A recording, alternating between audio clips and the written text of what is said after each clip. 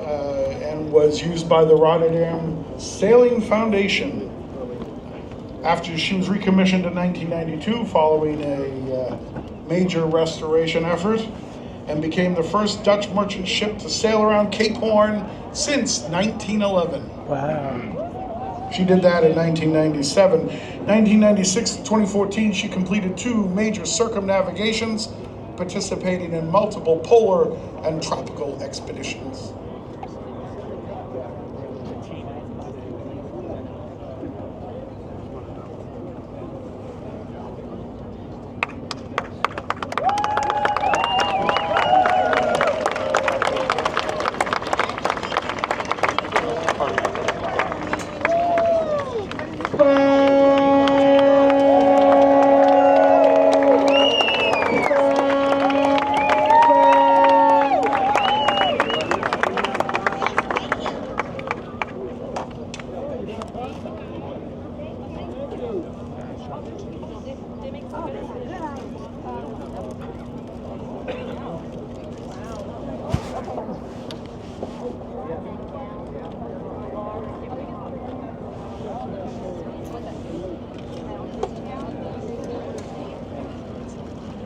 The ship with the red sails, by the way, is the Angelique, a gaff topsail ketch.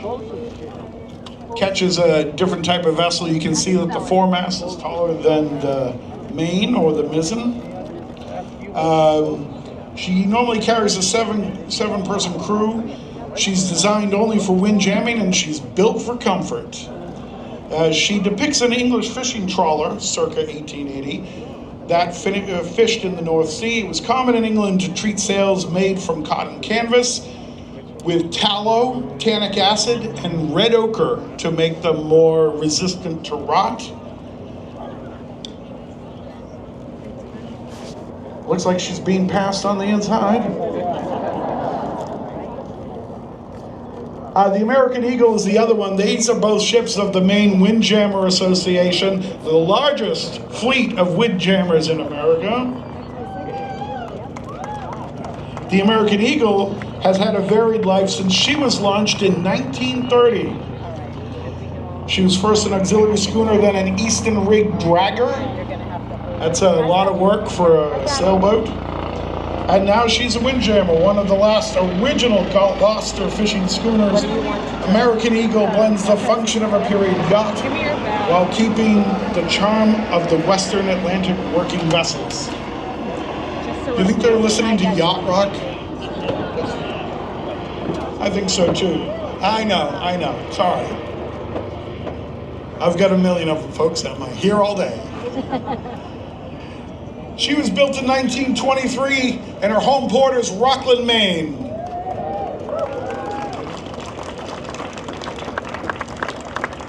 So the outgoing ship, somebody asked me, that's the Ernestina. You can, she carries her name on a banner at her mainmast. You can also see the Cape Verdean flag. She's flying in recognition of her strong historic ties to that community.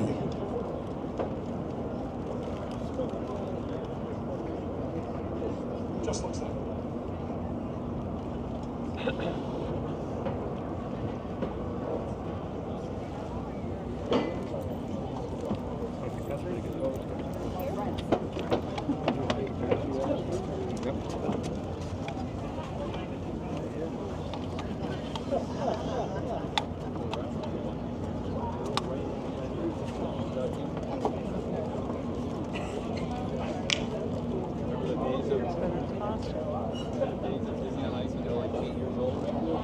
A little more casual. You just want to do more. You don't need to. I mean, I can change the pacing. We'll get a little bit of a lull here, so let's take an opportunity to thank some of our sponsors again. Meet Boston, of course, as our presenting sponsor of Sail Boston 250. Our friends at Fidelity, State Street, Mobframe, Eastern Bank, Biogen, Duncan, Ernst & Young, Cheers Boston, Gourmet Caterers, we've got Boston Harbor City Cruises, the Boston Red Sox, God bless them, right? Live Nation, and of course our very own Mass Mutual for sponsoring these wonderful bleachers. We appreciate it greatly.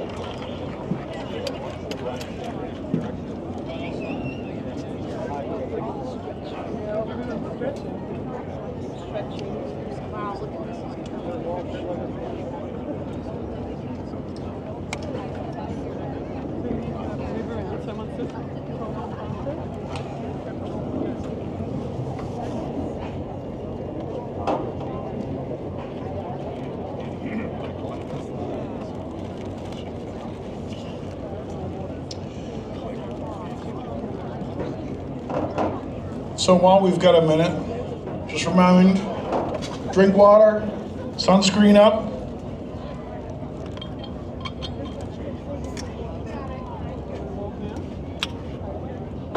Okay, 10 foot careful walk. Can you take it? Or do you want me to take it?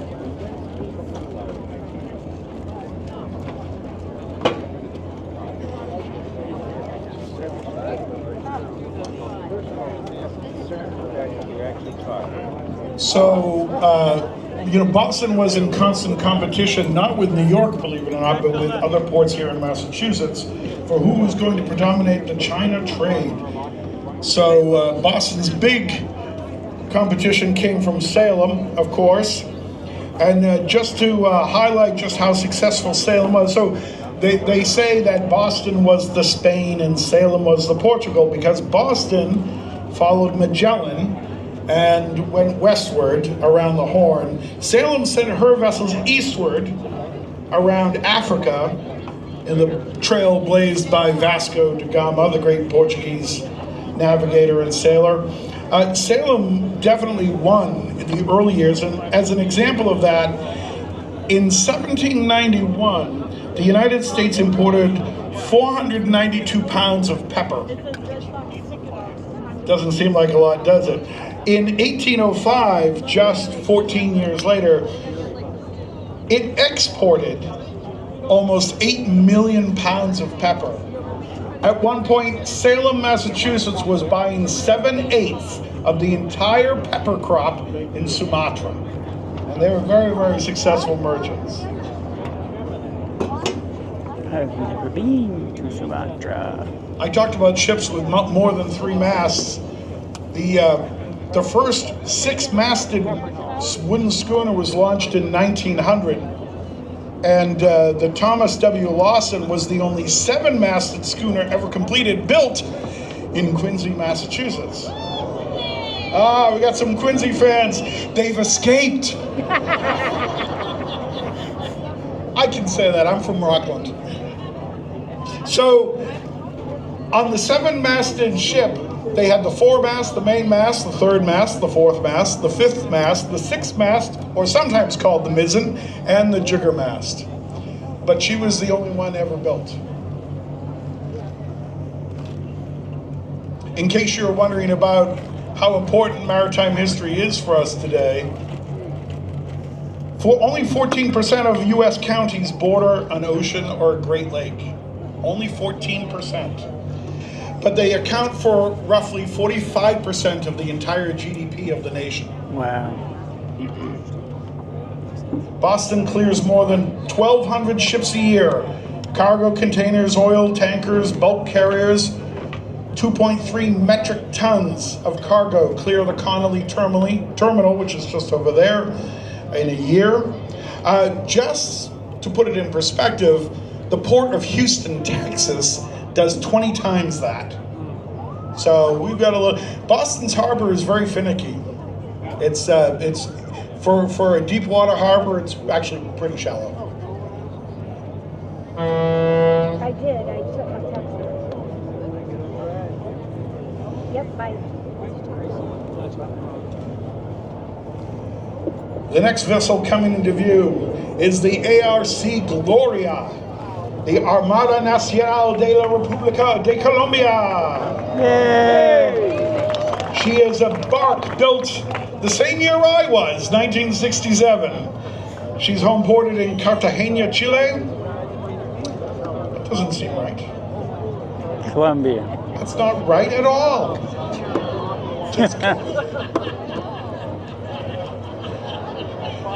Somebody needs to check these notes. That should have been me, probably. Anyway, her name is a nod to the lyrical Gloria Inmarketable, Oh Unfading Glory, which is from the Colombia national anthem, which I'm sure you've all learned over the period of the World Cup. She's a training vessel and flagship ported in Cartagena. It's not right. Stop saying that. Anyway, It's a Colombian flag. yeah, really.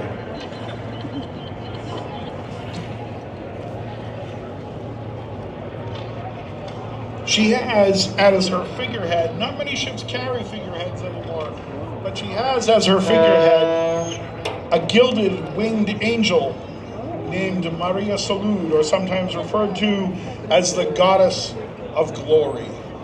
Wow.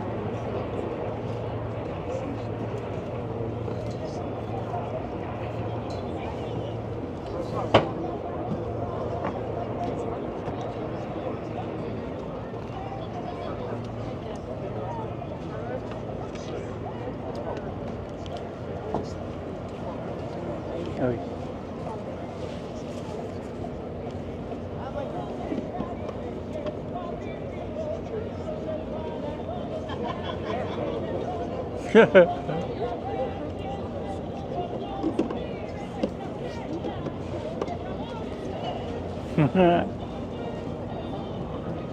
I think they're having fun. What? They're having a good I time. think they're, yeah, That's they got the party music boat, going, right? yeah.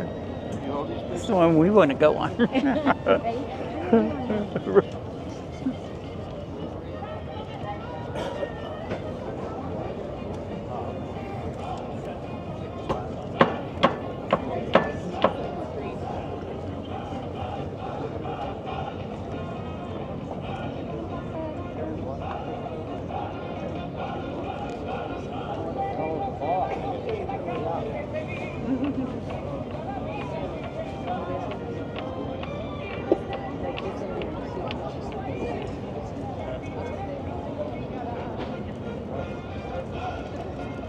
There's a Spanish amphibious assault ship that's like a little miniature aircraft carrier. Oh, I can't see it. It's not here yet.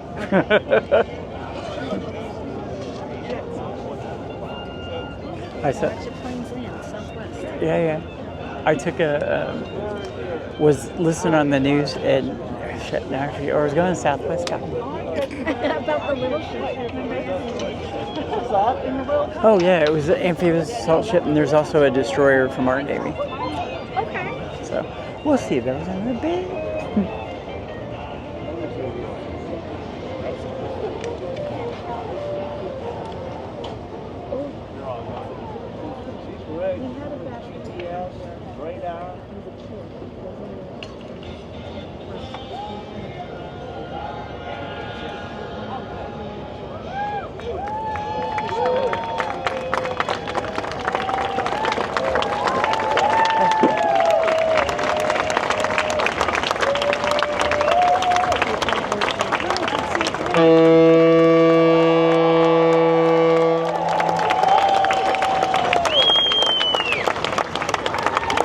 When I was a kid, we went to the USS Missouri, I think, one of the battleships Maybe, that they yeah. had on the Lake Charleston, I think, or Yeah. Myrtle Beach. It was, yes.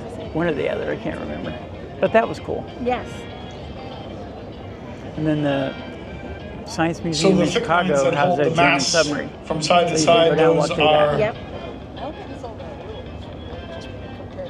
Sorry. I lived in Those Chicago are for a the, year, so that museum is so shrouds? fun. At Christmas, they hang the trees upside down. Those are the shrouds and the lines that it's hold like, the mast. That's so cool. It is. And they're beautiful. The lines that hold the mast fore and aft, those are called the stays. There are smaller lines in between the shrouds, those are called ratlins, and those are what you climb to get to the various stages of the mast. The mast is not one single piece on ships like this, they tend to be several pieces that are stepped together.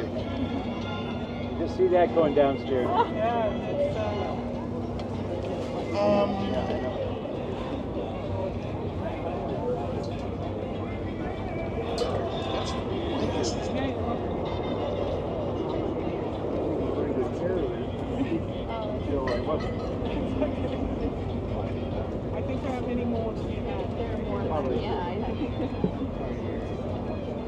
Although there were a couple down in the beginning when I lived down. Lots of water bottles, no glasses.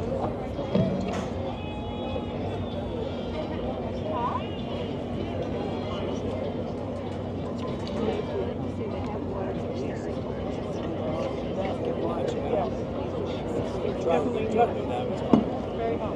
Unfortunately, we don't have sunscreen. That is in fact the Gloria. That was a missed revenue. We have some. Oh, we have some too. I think we're All the way from Cartagena, the ARC Gloria.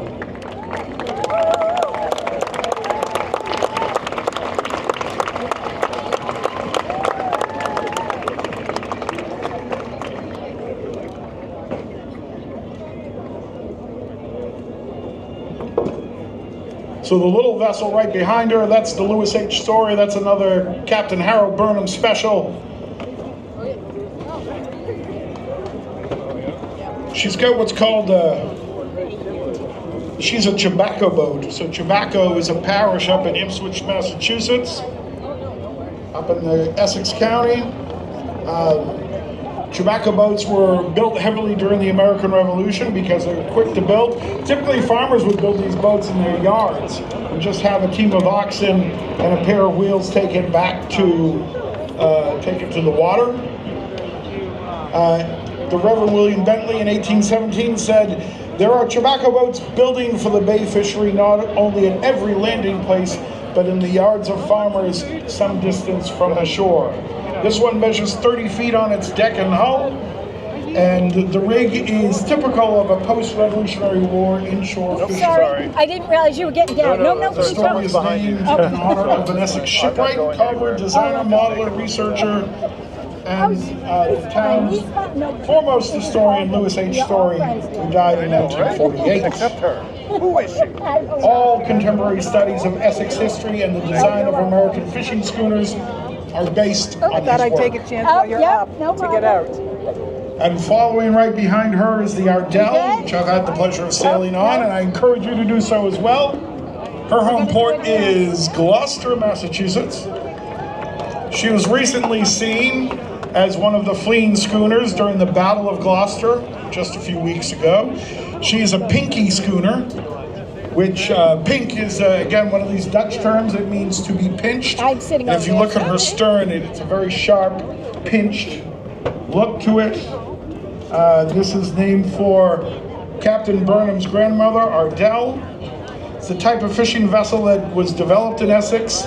It's sort of a grown-up tobacco boat, which we saw at the Lewis H. Story. Pinkies were well known for being well-built, extremely seaworthy, and safe. The high stern in the back is meant to protect the rudder and the steerer, the men at the wheel.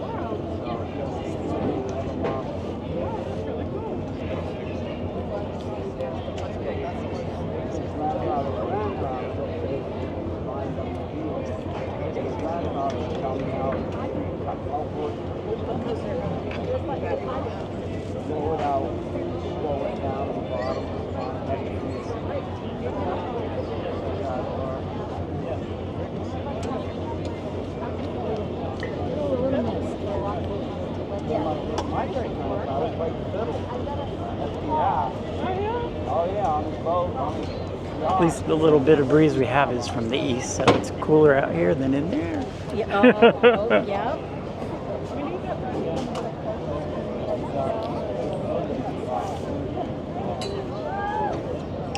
Don't forget there are porta potties and food trucks right behind the stands.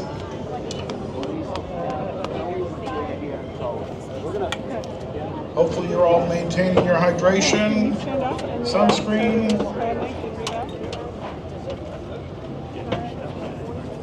It'll go cool off. Save your seats. Thank you. Yeah. We're gonna leave a jacket. Remember, after today, I'll watch it for you. ships will be open beginning about 4 p.m. or so, depending upon when they get to dock. Just over here on the Commonwealth Pier, we've got a Maritime Heritage exhibit, which is free and open to the public. It features a great collection of historic ship models, so Right. definitely an opportunity. to go over and learn about another hobby that takes incredible amounts of time. Got a big breast, don't you?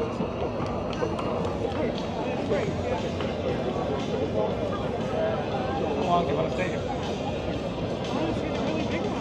When is that coming?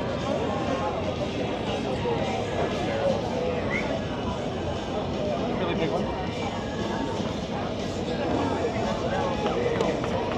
Looks like it.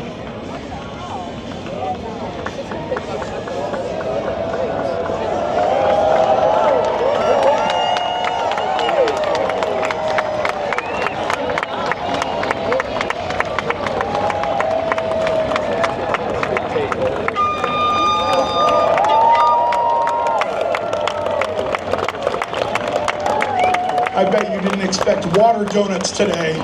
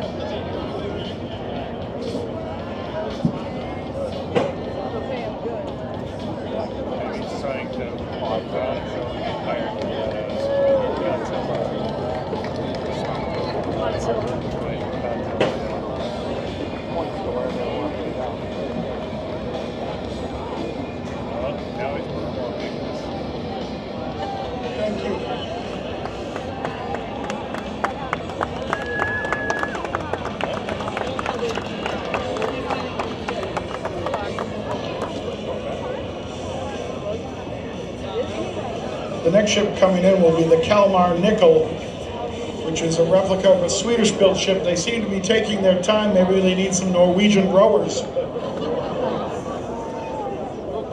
here we go. The Swedish people in the audience probably are glaring at me right now. Thank you.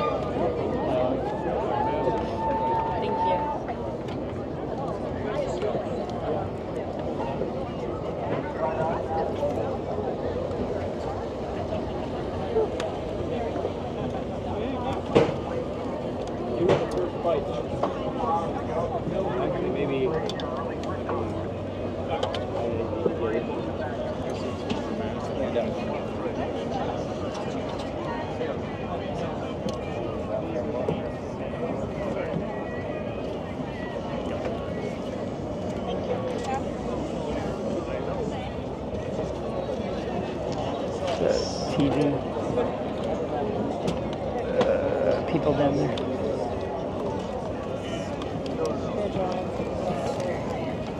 You got it covered, I see.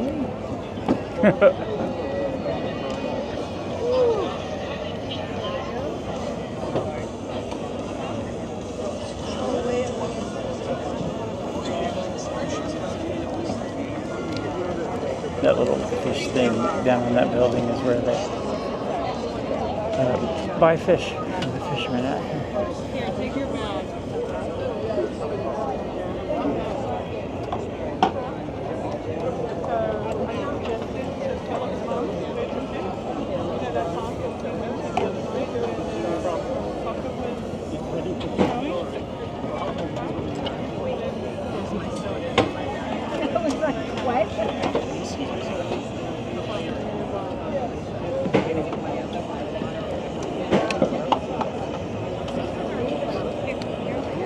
Just waiting on the next ship.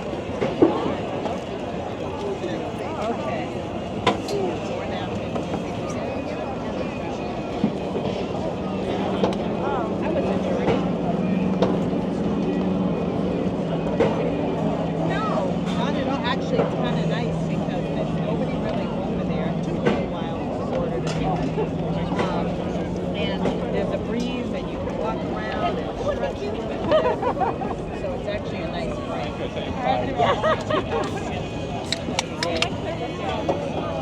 No, because right around here, they're only selling soda that is. We're gonna skip the dead part.